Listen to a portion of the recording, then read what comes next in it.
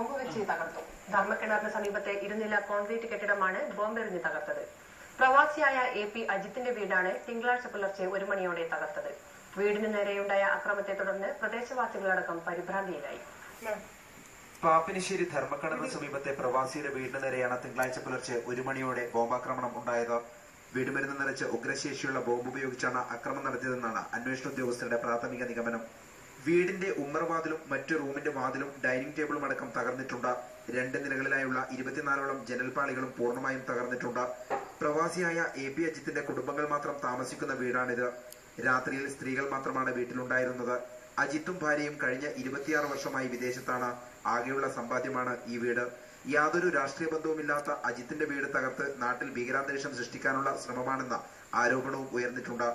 ബോംബിന്റെ ശബ്ദം കേട്ട് പ്രദേശവാസികളടക്കം വിറങ്ങലിച്ചിരുന്നു. ഏറെ നേരം ജനങ്ങളിൽ പരിഭ്രാന്തി പടർത്തി.